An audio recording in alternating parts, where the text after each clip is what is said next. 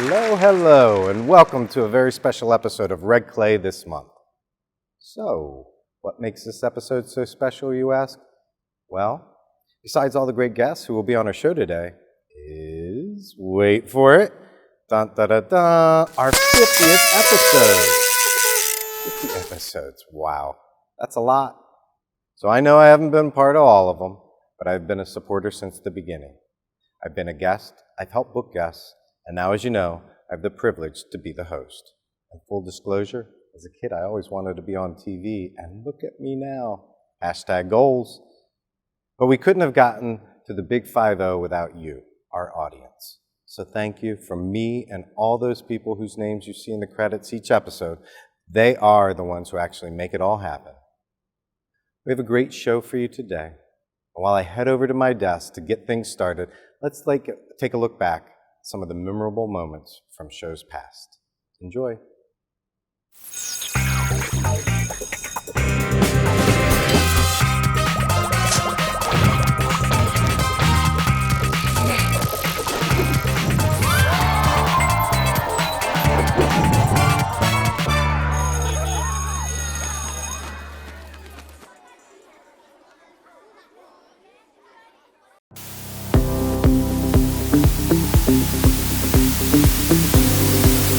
Hello, and welcome to Red Clay this month. I'm Patty Nash. I'm sitting in for Malik Stewart. I'm Dr. Judith Conway. I'm the Supervisor of Unified Arts here at Red Clay, and I'll be your host for this show. Hello, and welcome to Red Clay this month. I'm your host and Director of Elementary School Operations, Amy Grundy. I got a sense of the culture that has been here from the beginning. And how the referendum money is being spent to make sure that we're all just a little more secure. Like some of the arts and crafts programs, we have Delaware Art Museum and the Delaware Contemporary. Is that in addition to the partnership and that cohort of students who will be in the immersion program, there'll also be traditional classrooms. They developed a curriculum guide of information for every student in Red Clay. Next year it'll be a little easier, I bet, because you'll have some of those same third graders back as fourth graders, and you'll have already had a year of experience with them. Communication really forms the basis of trust, and trust is really the basis upon which we can get the hearts and minds of all the people in our community. But again, ultimately, education is an experience. And how can we create an experience? You know, I live by a quote that my experiences shape my biases, which leads to my actions. I want to thank our guests for coming and discussing inclusion with us as we go on this journey together. Please visit our website at www.redclayschools.com. We hope you enjoyed this episode of Red Clay this month. Thank you for tuning in to Red Clay this month, and I hope to see you next month. 50. So liberating and nostalgic. Take it from someone who's almost there. So I hope you enjoyed taking a look back at our beginnings, but today we forge ahead. And after this month, on to our next 50. Big show today. We are thrilled to feature one of our longtime principals, a few students who love to read more than I do, a fan favorite librarian, and one of our leaders in literacy. I'm very excited for our first guest. She is the perfect person to kick off our 50th show. She has been part of Red Clay for a long time now, and she has seen it all. Friends, please join me in welcoming from Marbrook Elementary School, Principal Melissa Phillips. Good to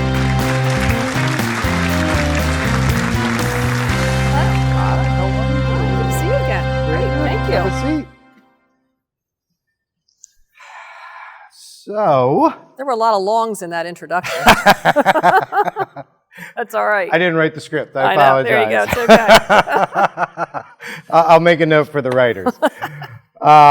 So, what is this I'm hearing about retirement? It is true. I am retiring at the end of this school year. Wow. Is that your final answer? It is my final answer. I had to think long and hard about that, but it is my final answer. Yes, it's exciting times. Indeed. You've earned it and deserve it. Thank you. So you've been with Red Clay for how long? Almost 40 years. Oh my goodness. Yeah. My first day teaching was at Conrad Junior High School. Oh my. It was the day after the Phillies won the World Series in 1980. I was at that game. Yay. And then showed up for work the next day. Oh, wow. So I've been around a while, you're right. Wow. So you took us at the beginning of your journey. Where'd you go after Conrad? So I was lucky enough to be able to be at Conrad for about 3 years. Yeah. And then I moved to Wilmington High School. Okay. When it was Wilmington High School. Yeah. And I taught there for about 5 years. Okay. And then I moved to Marbrook as a teacher. And I've been incredibly fortunate to be able to stay there for the rest of my career. It's a great way to go. That is a great way to go. Really lucky, really lucky. Magical.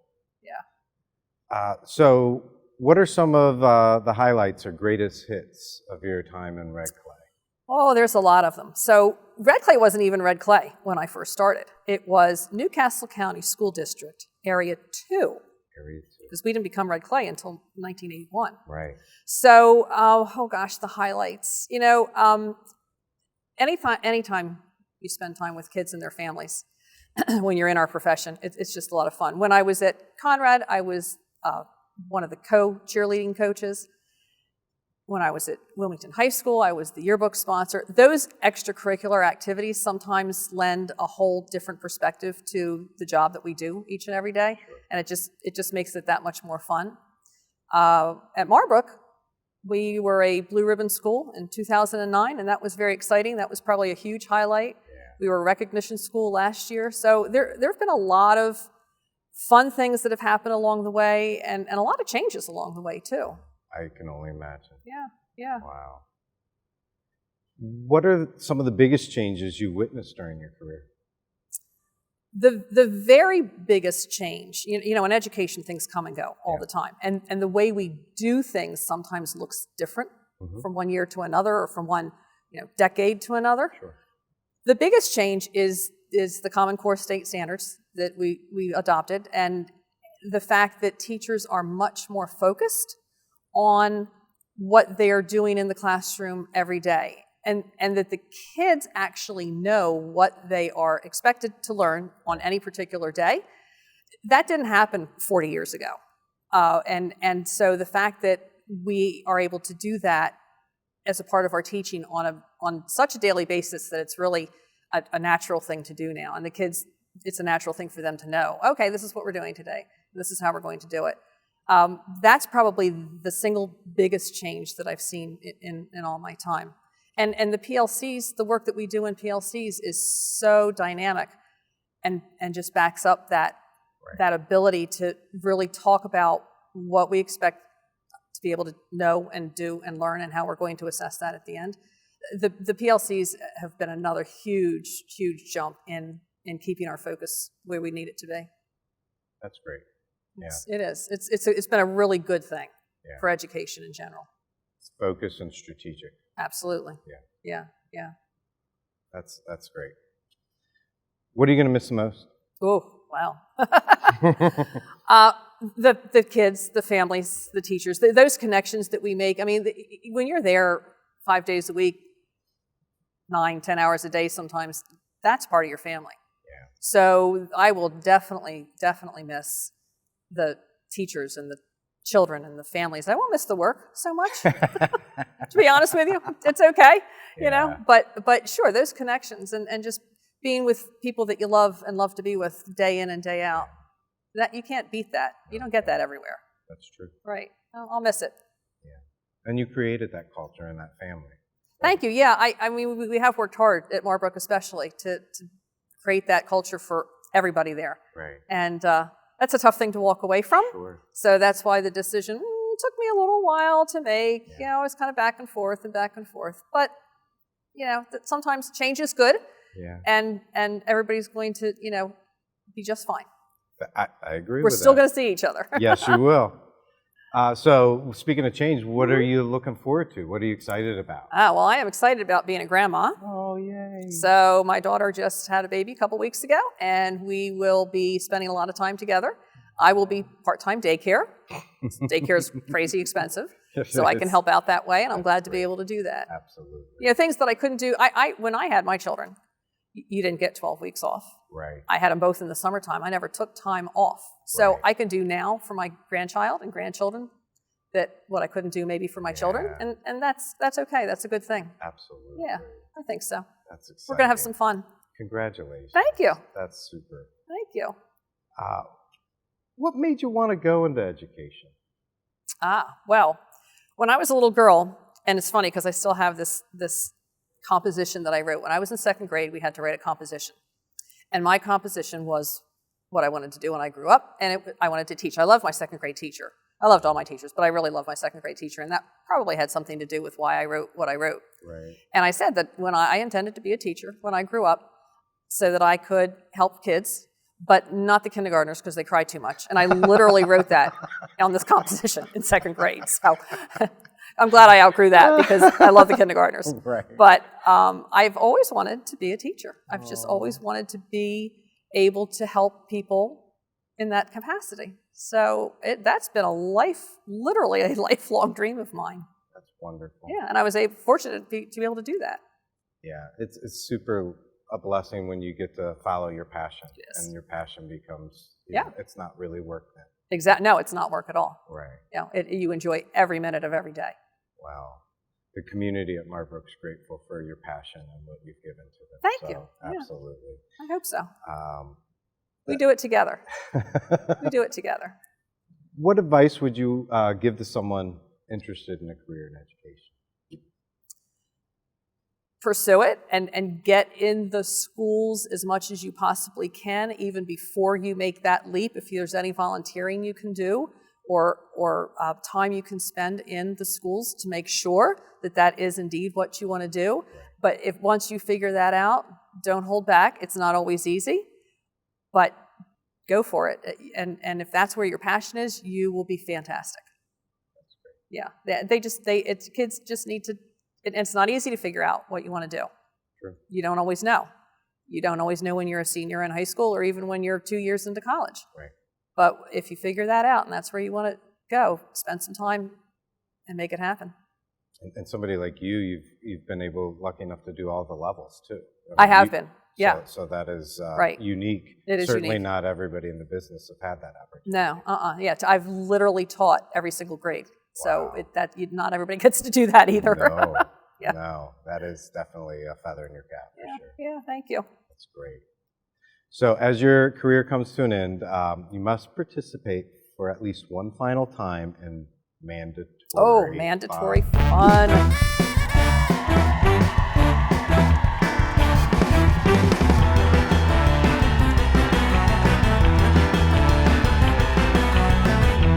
That's a big deal for us. It is. And as you know, you wouldn't have to participate except it's mandatory. That's right. So we have a little quiz on red clay history. Oh my. Okay. All right. Pass. Question 1. Who was the first red clay consolidated school district superintendent? So that would have been Joe Johnson, Dr. Joe Johnson. And again, if I recall correctly, he was the superintendent when we were Area 2 and rolled over into that position when we became Red Clay in 1981. Very good. 1 for 1. There you go. Excellent. Okay, I'll take that. All right. Question 2. What was the name of the school building that now houses CAB and Charter? Oh, Wilmington High School. That was easy. I taught there, so I can get that one. Yes, 2 for 2. Wilmington High You're School. on a roll. There you go. All right. Question 3.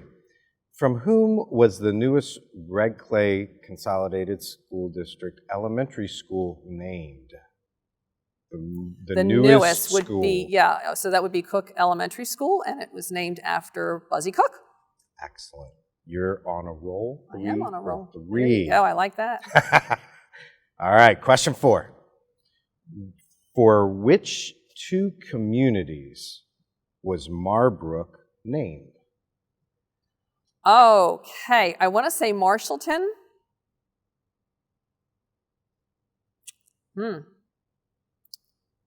Brookside? That is very close. Okay. Brooklyn Terrace. Brooklyn Terrace. Okay, right. Excellent.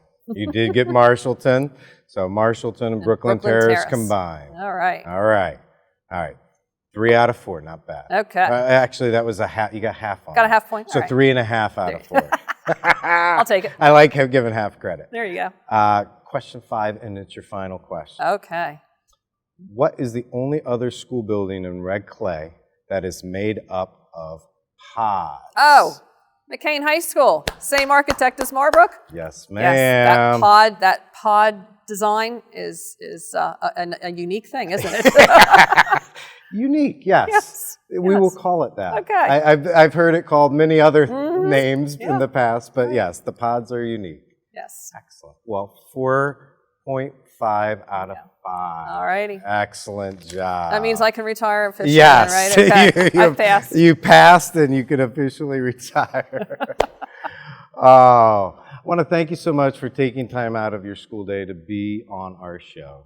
Thank you for all that you've done for Red Clay and your impressive career. And as you may or may not know, every month we like to cast the spotlight on someone from Red Clay to give them special recognition for being, well, extra special. Oh. We call them good apples.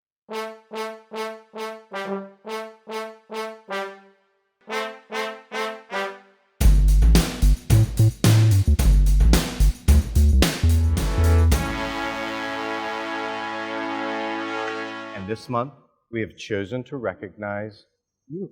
Oh my goodness. And here Oh. is your good apple. Thank you so much. I appreciate that very much. Welcome. That's an honor. It's well deserved. Oh, thank you. Thank you so much. We appreciate you and can only begin to imagine how many lives you've positively impacted. All the best as you begin the next chapter in your life. Thank you so much. Speaking of chapters, stay with us. When we return after this short break, we will talk to some literacy leaders.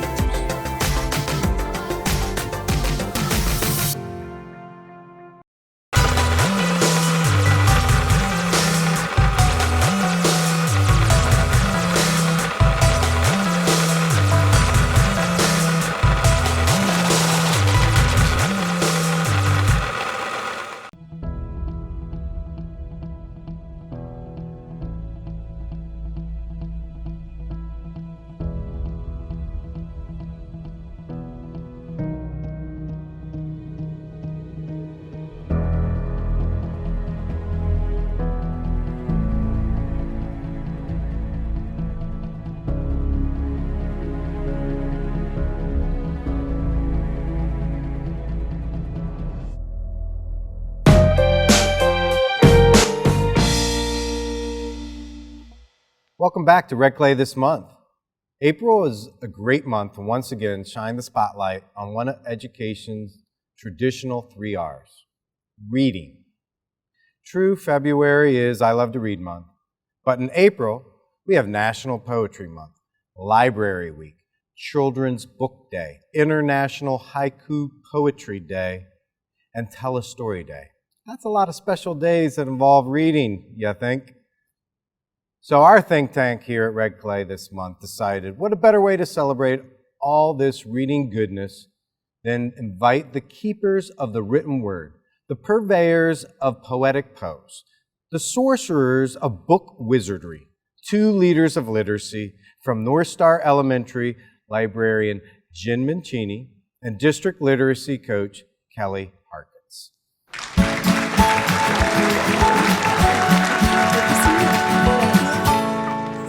Nice to see you. Have a seat.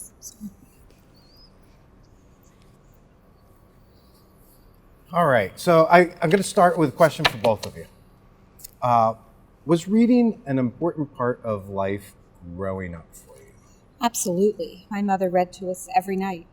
My mother is an English teacher, so she was always reading books to us. Reading, I could say, was maybe the best part of growing up. I loved reading. Actually, my brothers would receive $5 per A on the report card, but I would receive a book from the bookstore per A. So going shopping after the report cards, best highlight. That's awesome. That's great. So when and what led you both to careers centered on literacy? I spent many years around schools and never really thought of anything else. So both sides of the situation, both as a teacher's daughter and as a student, and enjoyed every minute of it. So I really never thought of anything else but working with children. Likewise, I always wanted to be a teacher. Reading and school has always been one of my favorite things, so I knew I was going to be a teacher, and I had the great opportunity to teach first grade, which is some of the foundations of teaching children how to read. So through my experience and all the wonderful professional development I was able to attend as a first grade teacher, I just fell in love with the science of reading and unlocking the keys to being a literate person. That's great. I'm going to come back to science of reading for you. Jen, how have librarians and the role of librarian changed since you first started? Well, gone are the days of the librarians walking around shushing children. Librarians have become or libraries have become a bustling place for activities these days. Right. And students come in and they read, but they also collaborate and build and craft and do all kinds of very cool things. So they are quasi sort of maker spaces / reading spaces, but they're not quiet places. They're very interactive, great places to be. And attractive to kids. Ah, absolutely. They're a hub. beautiful. They are beautiful. Right? They are. I remember going into libraries, it was very stoic as a kid, and now it's so inviting and warm. Absolutely. They I hope that they're learning lifelong lessons there, and that they will continue to use the library forever. Kelli, how have best practices in teaching reading shifted over the years, kind of getting into the science of it all? And how do we approach it here in Red Clay? Great questions. So even before I became an educator, I was just told about how the world of education shifts and sometimes is a pendulum back and forth. I can say that when I began my college career and then my first years of teaching, we were still as a nation and here in Delaware more of a holistic approach and a whole language track to learning how to read, but it quickly did shift to the current continuum of best practices of the science of reading, of following the staircase to proficiency for reading. And in Red Clay, we have definitely kept up with the shift, if not been ahead of making the change to the explicit instruction that is needed for our children to learn how to read. Great. So that's the work of reading. How do we celebrate reading over the course of a school year? So we start with a summer reading incentive. Last year the kids played reading bingo, and they were able to bring their reading bingo cards in or send them in, and at the beginning of school there were some little prizes handed out.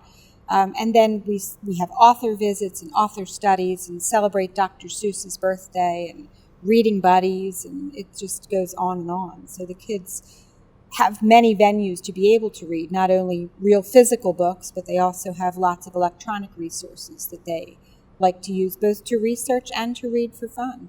That's great. Yes, it is. And across different grade levels. And Well, that's what I was going to say to add on to that just from being a classroom teacher before, I was now I'm the district literacy coach. I have the opportunity to go into many classrooms. Reading is celebrated daily in our classrooms with classroom libraries, individual maybe reading awards that the classes are celebrating. The many grade levels and buildings have celebrations of literacy night or literacy events, peer buddies where an older grade child is going down and reading with the younger grade, and then vice versa, reading on the announcement. So I see it's being celebrated on a daily basis as well. That's wonderful. I love that. So Jen, did you have some favorite authors and books growing up? I did. There was a little golden book that I used to ask my mother to read over and over again. It was called Corky, and it was about a black Labrador. And we, of course, had a black Labrador at the time, so it was always fun. So Corky, E.B. White's Charlotte's Web, Cinderella, those were some favorite ones that I had growing up. And those are great. Some of those books are obviously still available, not Corky, but Cinderella and Charlotte's Web. So they're great ways to talk to the kids because they still read them. Right. And then try to find other things that they like to read from there. That's great. So yeah, how do you go through the process of recommending authors to students and things like that? I read lots of reviews, right. Listen to a lot of what they ask for too, and then try to go and read the reviews so that I have things that are current for them, and then also additionally research what books, if they like this book, they might like that book. So it's right. So to try to encourage them to read some other things and maybe not just graphic novels or not just fantasy, but to encourage them to read other genres too. So that's very good too. We also, over the years, have had the opportunity to bring authors in, current authors, to work with the students, and that's been a great thing to do too. That's powerful. Yeah, it is powerful. The kids really enjoy it. Absolutely. Yeah. Get to meet the person Oh. who crafted the words and, Correct. and put a story together. Yes. Yeah. And we've been fortunate to be able to get some very, popular ones within reason. So the kids have really enjoyed that. And kids love telling stories. Yes, they do. Yes, they do. And I'm finding that they really love to do research too. So we have some great tools in the district with UD Live Search that's available to us. Right. And my youngest students, my kindergarten, first and second graders, yes, they do research. So they, it's very good. So I mean, yeah, it's we've really dug into that, and the kids have really liked that over the years. So I've had parents emailing me this week to find out passwords so that the children can do it at home too. Wow. So yeah, it's pretty cool. Yeah, I don't think when I was in school I learned how to research until middle school. Like that was part of the instruction. I don't think that, right, even though I watched my mother grade all those papers, I don't think that I ever knew really what it was. But these kids can tell you what it is. So it's really good. That is exciting. Yeah, it is. Kelli, how has literature that we use as teaching tools changed during your tenure? Greatly. Went from having what we used to call a reading anthology. Yes. That would have been a text with several short stories inside. Right. Moved to authentic text where we're reading novels and stories separate from the anthology. And then the Common Core has come along in my tenure. And with that, we needed to make sure that we were using literature and text that was meeting the rigor and the quality and the richness of what the Common Core says our students deserve. So I've seen that shift through different curricula. So we've had different programs, and most recently, we just recently in Red Clay for the elementary world have adopted a new reading program called Ready Gen that does meet all of those standards that the Common Core has us want to implement for our students. And even at the younger ages, non-fictional and informational-based text and things along those lines. Always. So we have a great balance, if not even more nonfiction. Students enjoy nonfiction just like they enjoy the research. They enjoy reading informational text, so we make sure that there's a balance and they're exposed to all types of genres of text. That's great. So a final question, and I'll throw it out to both of you. What is the most important thing you want others to know about reading? It's a lifelong skill, and that you're going to do it in whatever you do, whether you're doctor, lawyer, Indian chief, architect, welder, whatever you do, you're reading. So it's crafting. I mean, I can't even think of anything that you would do that wouldn't include some kind of reading. It's not just about reading novels on the beach or... It's about reading all kinds of things and learning along the way constantly. I agree with everything that Jen said, how it is definitely lifelong and life impacting in all areas of your life. I like to say that the more you read, the more you know, and the more you grow. Your knowledge of anything and everything you want will grow through reading, whether it's just something entertaining for yourself, or if you're gaining knowledge about something, or if you're bringing awareness to yourself about things that are going on around you locally and internationally, that the more you read, the more you know and grow. Absolutely. Well, I thank you both so much for taking time out of your day to be with us on the show and share about your passion. You're both so amazing and represent one of the most important staples of education in Red Clay, literacy.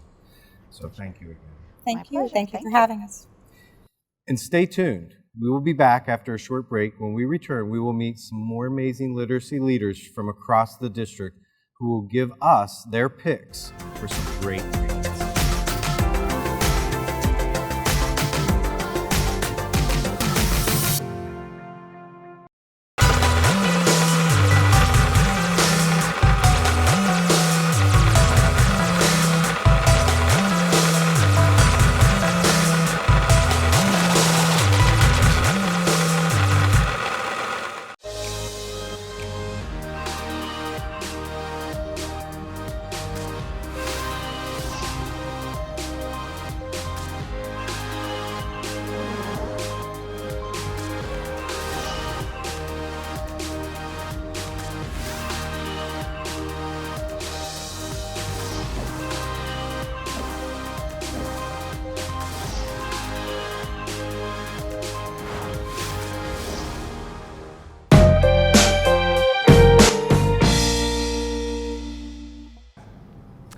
Welcome back to Red Clay this month.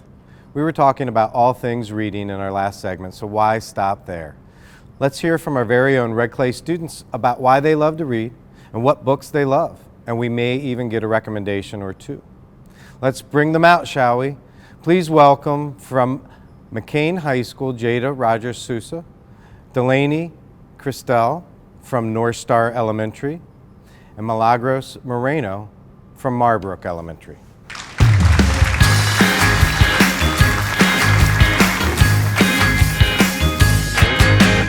Welcome, welcome, welcome. All right, so I'm gonna be asking the first question to each of you. So we'll start here with you, Milagros. Tell us who you are, what school you go to, and what you love about school. Well, my name is Milagros Moreno Bedoya. I come here from Marbrook Elementary School, and what I like about school is the teachers help students, care about students' safety, responsibilities, and being respectful, responsible, and ready. That's wonderful. And how about you, Jada? My name is Jada Rogers Sousa. I go to McKean High School, and well, really in any school, I enjoy learning new things and being able to thoroughly learn that without getting confused. Yeah. Wonderful. And Delaney? My name is Delaney Christel. I'm from North Star Elementary, and I like being with my friends every day and learning something new every day. Very good. So Delaney, tell me, what's your favorite core subject? Reading, probably, and ELA. Excellent. And do you have a favorite special or elective that you like going to? I like gym. Excellent. Jada, how about you? What's your favorite core subject? Core, meaning like math and English. You got I it. like English. Excellent. That's my favorite. I strive in it. And my favorite elective, even though I'm not in it this year, I do enjoy cooking and doing culinary and all that. Very nice. Well, I enjoy when people cook as well. I like enjoying the eating part of it. What's your favorite core subject, Milagros? My favorite core subject is math. Wonderful. That was my favorite and when I was in school as well. And do you have a favorite special or elective? Yes, my favorite special is music. Wonderful. Music is lovely. I love that one as well. So this show is about reading, and you are here because I was told that you all love to read. So tell me, why do you love to read, Milagros? Why I like to read is because sometimes books can teach you life lessons and help you solve problems. I agree with that. Jada, why do you love to read? Well, I started really reading in about 3rd grade. I used to get bullied really bad, so I would just, read, and I would feel like I wasn't alone, or, just my mind would go somewhere else, and I wouldn't worry about, like, meaningless things, like people picking on me. It's not really. And I would learn something, too, on the way, so. That's powerful. So an escape and a growth for you. That's excellent. Delaney, how about you? I like to read because it brings you into like another world, and it makes you think about things sometimes in a different way than you think about them normally. What you all brought some books here today. What book did you bring to share with us? Is this a favorite of yours? Well, yeah, kind of. Okay. This book is The Babysitter's Club: The Truth About Stacy. The Truth About Stacy. Okay. Excellent. And is the Babysitter's Club It's a series. A series? Yes. Okay. And you enjoyed that series? Mm-hmm. Very good. Wonderful. Jada, what did you bring with us? I brought the book Allegiant. It's a part of a series. It starts out with Divergent, and then Insurgent, and then Allegiant came, and then there's a book after it. This is my favorite. This is the biggest one.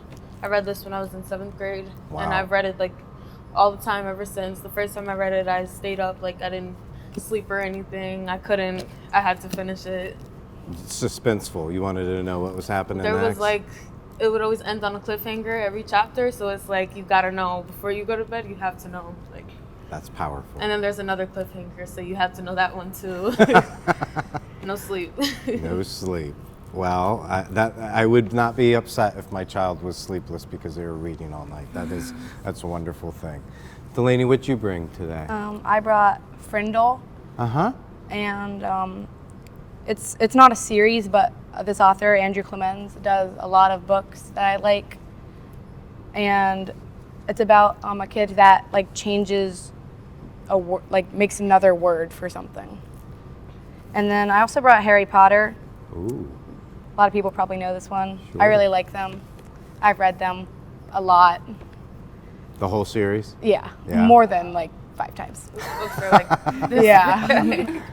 Do you have a favorite part of that series that you like to go back to and read a little bit more? I like the 3rd book, just because you don't really expect it very much. Yeah. Yeah. That's great. So are there other books, Delaney, that maybe you would recommend, that other books that you like that you would recommend to some friends of yours? What? There's a series I'm reading right now, which is like an Al Capone does my shirts and shines my shoes, and there's other books. That's a really good series. Yeah.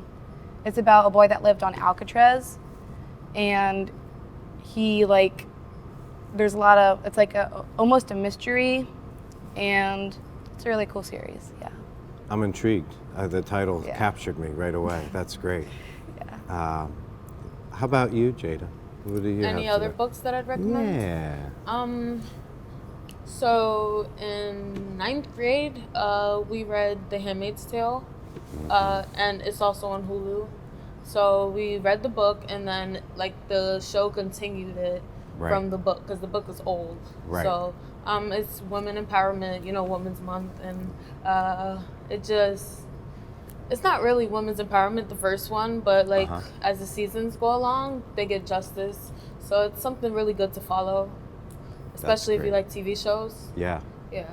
I love that. And I certainly support women's empowerment. Yeah. I have 3 daughters at home, so Oh, I'm wow. all about empowering women. So that is great. Do you have recommendations maybe for your friends? So one of my recommendations are Babysitters Club, and this other book, it's very inspiring, and it's called Number the Stars. It's about this girl named Anne Marie, and it's based on a true story from what happened. And there was this girl named Helen. She didn't have her parents with her at that time, so she was living with Anne Marie. And one time, the soldiers had to come to their house, or when they were walking to school, and they always said, "Halt," because that meant stop. Right. And they kept asking questions to them. And one day they went to a different place, which is a house. They also came there, and they had a tomb, and they said, "What's in that?" They said, "It's our aunt. I don't think you want to open it because it could spread." And then they did like a voice that kind of describes that they didn't really care. Right. And then after that, Helen, her parents appeared, and she left with them on the boat. Wow. Well, true stories I find are very powerful and eye-opening, and can often we can connect with those things from things in our own lives. So that's thank you for sharing that. That's great. So I'm curious about reading at home, maybe when you were younger, maybe right now. Are there people in your life at home that read to you, or maybe read to you, or are you the reader? Do you read to others at home? How about we'll start with you? Well, obviously, my parents would used to read to me when I was little, but now that I'm older, I usually like to read to a class or audience. Okay. Very good. I like it. How about you, Jane? I am one of the people who always raise my hand to read. Yeah. Nobody else really does it anymore, but when I was younger, no one really read to me, but my mom made a big part in why I like books. She would, she wouldn't talk to me like I was a baby when I was a baby, so right. I developed word skills very fast. By the time I was 2 years old, I could talk full sentences like I'm talking now. I had a very full vocabulary, and since it was something I thrived in, I was interested in it. You know, if you have a talent, you're gonna want to pursue it. And I've been told that I'm gifted with reading. I'm at a college level reading level, and yeah. That's awesome. Thank you. Delaney, how about you reading at home? My parents read to me at home when I was younger, but now I read to myself a lot. I also always raise my hand to read in class. Yeah. So Jada started to touch on this a little bit in one of her other answers. I kind of want to get everybody's take on it because it's certainly a great debate. So, you know, reading a book and then watching the movie of the same book. And what would you recommend? Would you read the book first, watch the movie first? Those types of things. So we'll start with you, Delaney. So especially since we talked about the Harry Potter series, we certainly know their famous movies. So, are you read the book first or watch the movie first? I definitely read the book first. I'm one of those people that always think the book is better, and especially in the Harry Potter series, it's so detailed. You can't get that all into a movie. You have to read the book to really understand it all. But I do think the movies sometimes do explain things that you didn't see before, and some pronunciations is better. Yeah. That's a great point. What about you, Jada? Well, I'm the type of person, I would like to read the book first before I even know that there's a movie. Like the other day, the teacher, Ms. Murray, told us that we were going to be starting a new novel, and she said that there was a movie, and I'm like, well, you should have never said it because all the kids are going to go watch the movie now instead of sitting down and indulging in the book. So I feel like you get to know what people are thinking when you read the book. You get to know everyone's point of view, and with the movie or the TV show, it's like visual. Like you can imagine it with a book, but with a movie, you can actually see it being done. So book first, movie second. Okay. I like what you said, indulge in the book. Yeah. That's a nice quote.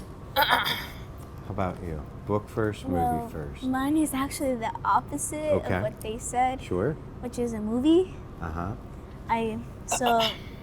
One of the books I would like to instead watch the movie is Diary of the Wimpy Kid, because it doesn't really show human action that much. It shows stickmans, which doesn't really give you a perspective of what's actually happening and what they're doing. Very good. I respect that. And there's certainly no wrong answer to that. I think I'm probably a movie first person, but I agree with all of you. The details in a book and how deep an author goes, there's certainly parts that never get shown in a movie, and sometimes you get disappointed. You see that scene and you're like, oh, this is going to happen, and then it doesn't happen, and you know it because you read it in the book, and man, that would have been such a great part of the movie. And possibly they did film that and they just had to make some director's cuts, but yeah, I mean, we can't have 6-hour movies, and that's what often books would turn into, so it is sad a that we challenge. can't. I would watch 6-hour Harry Potter movies. I can imagine you all would. So this might be a harder question to answer, but I'm going to put you on the spot anyway. So if we talk to your teachers, how do you think your teachers would describe you? And we'll start with you, Milagros. Well, I think my teacher would think of me respectful, hardworking, and cheerful, because he sent a note which has your dolphin made a splash, and it said, she always comes to school cheerful, hardworking, responsible, respectful, and ready. That's wonderful. What a nice compliment. I believe every word of that. Jada, what would your teacher say about you? Okay, so most of them would say that I'm quite respectful, that I do my work. I like to get things done, but what messes me up is when I don't understand something. Right. The one thing I cannot stand is being lost, and if I feel like my teacher isn't helping me with that, we're not gonna connect. Fair enough. Like, fair enough. I like that you know that about yourself as well. And so you don't want to stay in that place of being lost, and you're striving to get out of that place. Also, I'm kind of hot-headed a little bit. People say that I'm mean, but I'm not mean. I just speak the truth. I'm very kind. If someone needs something and I have it, I'll give it to you. I'm not like I paid $10 for this, you can't have it. No, I'm not stingy. I'll, help you out. Very nice. The truth is important. Exactly. Delaney, what would your teachers say about you? First, they would probably say I'm kind of loud. Probably that I like reading, that like I'm very mature. Yeah, I don't really know. Those are great compliments. And I certainly believe each and every one of them. I know for a fact we asked to teachers to recommend students. So you all came highly recommended as some of the best readers in your classes. And that's certainly why you're guests on our show today. So I know your teachers think very highly of you. I am so happy to have met each and every one of you. You have inspired me to choose my next read. I thank you all for being with us today here on the show. And I know who to call when I need a recommendation for my next good book.